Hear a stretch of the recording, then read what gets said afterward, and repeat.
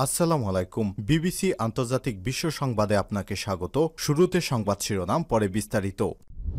বাংলাদেশের সর্বশেষ গুরুত্বপূর্ণ আপডেট সংবাদে আপনাকে স্বাগত। শুরুতেই সংবাদ শিরোনাম, পরে বিস্তারিত। প্রথমেই জানাবো, জুলাই গণঅভ্যুত্থানে রাজপথে লড়াকু নারীরা এবার ছাত্র সংসদ নির্বাচনে। বাংলাদেশের নতুন রাজনৈতিক অভ্যুত্থানে ধারাবাহিকতায় রাজপথে যেমন ছাত্রীরাও সম্মুখ সারিতে ছিলেন, তেমনি নেতৃত্ব তৈরির আতুরঘর ডাকসুতেও এবার সরব তাদের পদচারণা। বিপিজিপিএস থেকে শুরু করে বিভিন্ন সম্পাদকীয় পদে লড়ছেন এক ঝাঁক নতুন এবং চেনামুখ। তারা জানিয়েছে তারা নির্বাচনে জিততে পারলে নারীদের অধিকার নিয়ে কাজ করবে। এরপর জানাবো, দিল্লিতে শেখ হাসিনার জন্য রাজনৈতিক কার্যালয়। দিল্লিতে শেখ হাসিনার জন্য একটি রাজনৈতিক কার্যালয় স্থাপন করা হয়েছে। দলীয় নেতাকর্মীদের সঙ্গে যোগাযোগ এবং আগামীতে বিভিন্ন ধরনের রাজনৈতিক কর্মকাণ্ড পরিচালনার লক্ষ্যকে সামনে রেখে ভারতের ডিপ স্টেট তথা গোয়েন্দা সংস্থার পরিকল্পনা এবং সরাসরি তত্ত্বাবধানে এই রাজনৈতিক কার্যালয় স্থাপন করা হয়েছে বলে দিল্লি এবং কলকাতার কূটনৈতিক সূত্রগুলো আমার দেশকে নিশ্চিত করেছে। এদিকে জুলাই সনদের আইনি ভিত্তি প্রদানে সরকারের কাছে গণভোটের দাবি জানাবে জামাত। জুলাই জাতীয় সনদের আইনি ভিত্তি প্রদানের লক্ষ্যে প্রেসিডেন্সিয়াল বা প্রোক্লেমেশন অথবা গণভোট অনুষ্ঠানের জন্য অন্তর্বর্তীকালীন সরকারের প্রতি জোর দাবি জানাবে বাংলাদেশ জামাত ইসলাম। এদিকে ব্যাংকক থেকে ফিরে ইউনাইটেড হাসপাতালে ভর্তি হলেন মির্জা ফখরুল। বিএনপির মহাসচিব মির্জা ফখরুল ইসলাম আলমগীরকে রাজধানীর ইউনাইটেড হাসপাতালে ভর্তি করা হয়েছে। গতরাতে ব্যাংকক থেকে চোখের ফলো-আপ চিকিৎসা শেষে দেশে ফিরে অস্বস্তি অনুভব করলে তাকে ওই হাসপাতালে ভর্তি করা হয়। জানাবো, বিএফআইউর প্রধানকে বাধ্যতামূলক ছুটিতে। বাংলাদেশ ব্যাংক নিয়ন্ত্রণাধীন আর্থিক গোয়েন্দা সংস্থান বাংলাদেশ ফাইন্যান্সিয়াল ইন্টেলিজেন্স ইউনিট বা বিএফআইউর প্রধান এএফএম শাহিনুল ইসলামকে বাধ্যতামূলক ছুটিতে পাঠিয়েছে বাংলাদেশ ব্যাংক। আজ বিষয়টি গণমাধ্যমকে নিশ্চিত করেছেন governor doctor Ahsan H Mansur. এবং সর্বশেষ জানাবো, নাইজেরিয়ায় ফজর নামাজ আদায়কালে মসজিদে হামলা, ২৭ মুসল্লি নিহত। নাইজেরিয়ার ক্যাটসিনা রাজ্যে একটি মসজিদে ফজরের নামাজ আদায়কালে মুসল্লিদের উপর হামলা চালিয়েছে সশস্ত্র দস্যুরা। এতে ২৭ জন মুসল্লি নিহত হয়েছে। আহত হয়েছে আরও অনেকেই। দেশটির স্থানীয় গ্রাম প্রধান এবং হাসপাতালের এক কর্মকর্তার বরাত দিয়ে তথ্য জানিয়েছে আল জাজিরা। প্রিয় দর্শক, এতক্ষণ শুনছিলেন সংবাদ শিরোনাম, এবারে বিস্তারিত। তবে তার আগে বন্ধুরা, অনুরোধ থাকবে সংবাদটিতে একটি লাইক দিন। এই চ্যানেলে আপনি নতুন হয়ে থাকলে আমাদের সংবাদটি দেখতে দেখতে চ্যানেলটি সাবস্ক্রাইব করে রাখুন। কমেন্ট করে বন্ধুরা আপনার মূল্যবান মতামত জানিয়ে দিন আপনি বিশ্বের কোন দেশ থেকে বা বাংলাদেশের কোন স্থান থেকে আমাদের সংবাদটি দেখছেন এবং শুনছেন। আর বন্ধুরা, এই সংবাদটি আপনার সোশ্যাল মিডিয়া ফেসবুকে শেয়ার করে বন্ধুদেরও দেখার সুযোগ করে দিন। এবারে বিস্তারিত। জুলাই গণঅভ্যুত্থানে রাজপথে লড়াকু নারীরা এবার ছাত্র সংসদ নির্বাচনে। বাংলাদেশের নতুন রাজনৈতিক অভ্যুত্থানের ধারাবাহিকতায় রাজপথে যেমন ছাত্রীরাও সম্মুখ সারিতে ছিলেন, তেমনি নেতৃত্ব তৈরির আতুরঘর ডাকসুতে এবার সরব তাদের প্রচারণা। বিপিজিপিএস থেকে শুরু করে বিভিন্ন সম্পাদকীয় পদে লড়াইয়ে নামছে এক ঝাঁক নতুন এবং চেনামুখ। সাধারণ শিক্ষার্থী প্যানেল থেকে ভিপি পদে মনোনয়ন তুলেছে বৈষম্যবিরোধী আন্দোলনের সাবেক সমন্বয়ক উমামা ফাতেমা। বাম সংগঠন সমর্থিত প্যানেল থেকে বিপির লড়াই আছেন তাসনিম আফরোজ ইমি। স্বতন্ত্র প্রার্থী হিসেবে গবেষণা এবং প্রকাশ সম্পাদক পদে দাঁড়িয়েছেন সানজিদ আহমেদ তন্মী। বৈষম্যবিরোধী শিক্ষার্থী সংসদ প্যানেল থেকে এজিএস পদে প্রতিদ্বন্দ্বিতা করছেন আশরেফা খাতুন। অন্যদিকে শিবিরের সমর্থিত প্যানেল হয়ে মুক্তিযুদ্ধ এবং গণতান্ত্রিক আন্দোলনের সম্পাদক পদে মনোনয়ন তুলেছেন ফাতিমা তাসনিম জুমা। নারীরা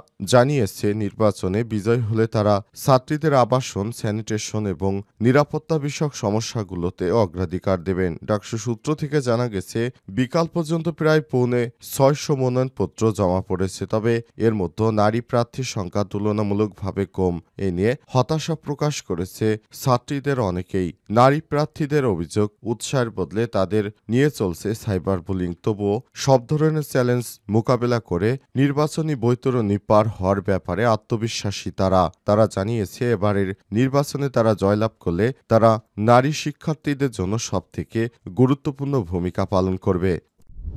দিল্লিতে শেখ হাসিনার জন্য রাজনৈতিক কার্যালয়। দিল্লিতে শেখ হাসিনার জন্য একটি রাজনৈতিক কার্যালয় স্থাপন করা হয়েছে। দলীয় নেতাকর্মীদের সঙ্গে যোগাযোগ এবং আগামীতে বিভিন্ন ধরনের রাজনৈতিক কর্মকাণ্ড পরিচালনার লক্ষ্যে সামনে রেখে ভারতের ডিপ স্টেট তথা গোয়েন্দা সংস্থার পরিচালনা এবং সরাসরি তত্ত্বাবধানে এই রাজনৈতিক কার্যালয় স্থাপন করা হয়েছে বলে ঢাকা, দিল্লি এবং কলকাতার কূটনৈতিক সূত্রগুলো আমার দেশকে নিশ্চিত করেছে। দিল্লির এই পদক্ষেপকে বাংলাদেশের জন্য এক অশনি সংকেত বলে মন্তব্য করেছেন রাজনৈতিক ও আন্তর্জাতিক বিশ্লেষকরা। তারা বলছেন এটা যুদ্ধ ঘোষণার শামিল। শেখ হাসিনার জন্য রাজনৈতিক কার্যালয় স্থাপন বাংলাদেশের অভ্যন্তরীণ বিষয় এক ভয়াবহ হস্তক্ষেপ। দিল্লির আধিপত্যবাদী এই আগ্রাসন মোকাবেলায় সব রাজনৈতিক দল ও জনগণের ঐক্যের বিকল্প নেই।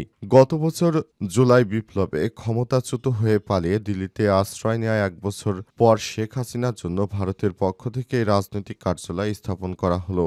এই রাজনৈতিক কার্যালয়কে শেখ হাসিনার সচিবালয় হিসেবে উল্লেখ করেছে ভারতীয় নীতি নির্ধারকরা। কূটনৈতিক সূত্রগুলো বলছে, কঠোর নিরাপত্তার চাদরে মোড়া দিল্লির যে সুরক্ষিত ভবনে শেখ হাসিনা অবস্থান করছেন সেই ভবনেই তার জন্য সচিবালয় স্থাপন করা হয়েছে। আধুনিক কমিউনিকেশন ফ্যাসিলিটি সহ যাবতীয় সুযোগ সুবিধা রয়েছে এই সচিবালয়ে। শেখ হাসিনার পক্ষ থেকে বিভিন্ন অংশীজনের সঙ্গে প্রয়োজনীয় যোগাযোগ এবং বার্তা আদান প্রদানের জন্য দিল্লির প্রভাবশালী ব্যক্তিত্বরা সেখানে কাজ করছে।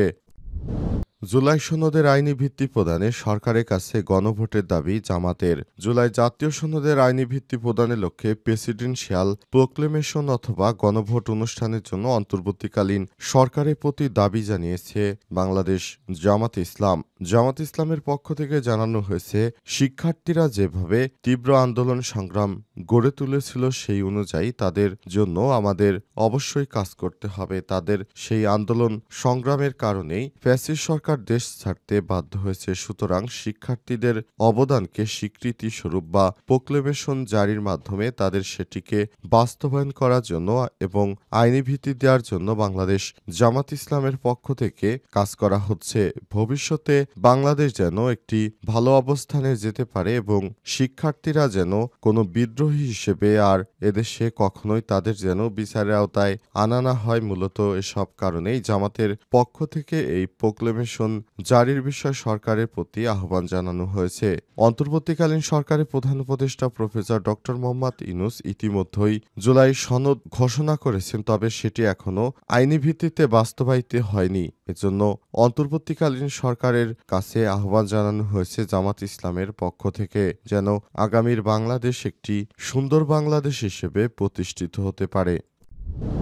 ব্যাংকক থেকে ফিরে ইউনাইটেড হাসপাতালে ভর্তি হলেন মির্জা ফখরুল। বিএনপির মহাসচিব মির্জা ফখরুল ইসলাম আলমগীরকে রাজধানীর ইউনাইটেড হাসপাতালে ভর্তি করা হয়েছে। গতকাল মঙ্গলবার রাতে ব্যাংকক থেকে চোখের ফলো আপ চিকিৎসা শেষে দেশে ফিরে অস্বস্তি অনুভব করলে তাকে আবারও হাসপাতালে ভর্তি করা হয়। বিএনপির মিডিয়া সেলের সদস্য সাইরুল কবির খান জানান, বিএনপির মহাসচিব মির্জা ফখরুল ইসলাম মঙ্গলবার সন্ধ্যায় থাইল্যান্ড থেকে ঢাকায় গুলশানে বিএনপির রাজনৈতিক কার্যালয়ে অফিসে বৈঠকে ছিলেন রাত 11:30 পর্যন্ত। এরপর বাসায় গেলে তিনি অস্বস্তি অনুভব করেন। তখনই আবার তাকে হাসপাতালে ভর্তি করা হয়। তিনি জানান, তখন বিএনপির স্থায়ী কমিটির সদস্য অধ্যাপক doctor AZM Zahid Hossain United হাসপাতালে নিয়ে যান ফখরুলকে। রাত 1টায় অধ্যাপক ডক্টর NAM মোমেনুজ্জামানের অধীনে হাসপাতালে ভর্তি করা হয় তাকে। বর্তমানে তিনি চিকিৎসার উদ্দেশ্যে চিকিৎসকের পর্যবেক্ষণে রয়েছেন। সাইরুল কবির খান আরও জানান, রাত 2টা 20 অধ্যাপক ডক্টর এজেডএম জাহিদ হোসেন জানিয়েছে, বিএনপির মহাসচিবের শারীরিক অবস্থা এখন ভালো আছে। মির্জা ফখরুল গতকাল চোখে ফলো আপ চিকিৎসা শেষে সন্ধ্যা 6টায় বাংলাদেশ বিমানের ফ্লাইটে ব্যাংকক থেকে হজরত শাহজালাল আন্তর্জাতিক বিমানবন্দরে পৌঁছান। সঙ্গে তার সহধর্মিণী রাহাতারা বেগমও ফিরেছেন। গত 13 আগস্ট বিএনপির মহাসচিব ব্যাংককে যান। ব্যাংককে রুটনিন আই হসপিটালে চিকিৎসা নেন। এর আগে গত 14 মে ব্যাংককের হসপিটালে বিএনপির মহাসচিবের চোখের অস্ত্রোপচার করা হয়।